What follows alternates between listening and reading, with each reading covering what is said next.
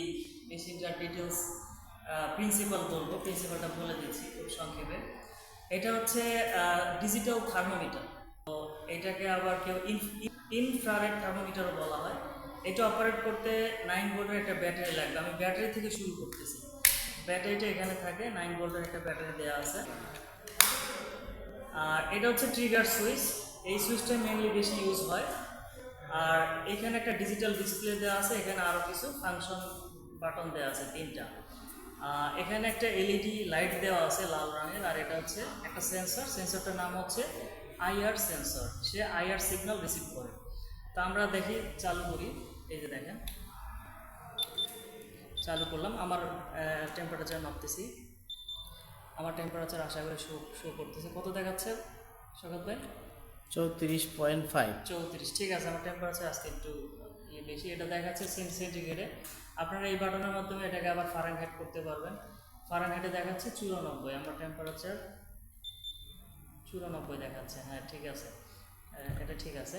আবার এটা যদি দূরের থেকে কোনো অবজেক্ট এরিয়া নিতে চান, এই যে এটা দিয়ে ডিসপ্লে লাইট জ্বালানো যায়, আবার অন অফ করা যায়। তো দেখতেই পাচ্ছেন যে একটা এলইডি লাইট জ্বলতেছে।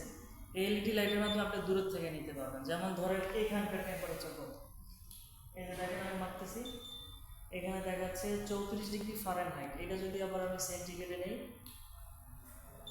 এটাকে দেখাচ্ছে 29। ও আসলে মেইনলি কাজটা করে কীভাবে, এখান থেকে আপনারা জানেন যে প্রত্যেকটা অবজেক্টই আইআর সিগন্যাল নির্গত করে সবসময়।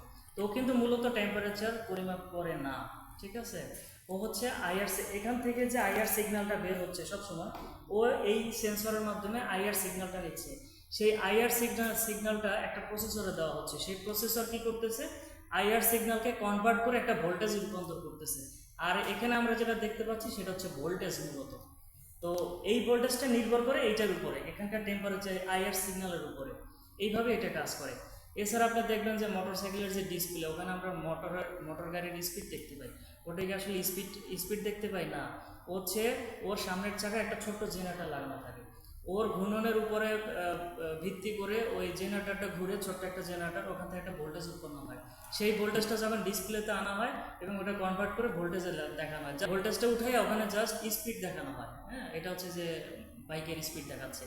এইভাবে কিন্তু সূক্ষ্মভাবে কাজগুলো করে এই ইলেকট্রনিক্স ডিভাইসগুলো। মেইন প্রিন্সিপাল সবগুলোরই এক, জাস্ট এই ব্যবহারের ক্ষেত্রে একটু এদিক সেদিক করে ব্যবহার করা হয়।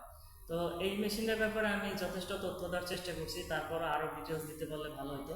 তো এটা আপনারা ইউজ করে দেখবেন। এটা করোনার সময় আপনারা বেশি দেখছেন। করোনার সময় এই ডিভাইসগুলো দিয়ে যে জ্বর শরীরের টেম্পারেচার মাপা হয়েছে, যে কার টেম্পারেচার হাই, তখন এটার এই যে আপনার এলইডি যে সিস্টেমটা, এই যে এলইডি, এই এলইডি অফ করে জাস্ট এদের সামনে এখন ধরা হয়েছে। এই যে টেম্পারেচার দেখাচ্ছে 34 ডিগ্রি সেন্টিগ্রেড ফারেনহাইট, এটা হচ্ছে সেন্টিগ্রেডে দেখাচ্ছে।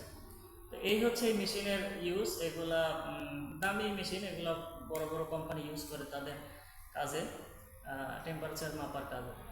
এই ইন্ডাস্ট্রিতে বেশি ইউজ হয় এগুলো। তো সবাইকে ধন্যবাদ। এরকম আরও ইন্টারেস্টিং ভিডিও পেতে আমার পেজটাকে আপনারা ফলো করবেন। ধন্যবাদ, সালাম।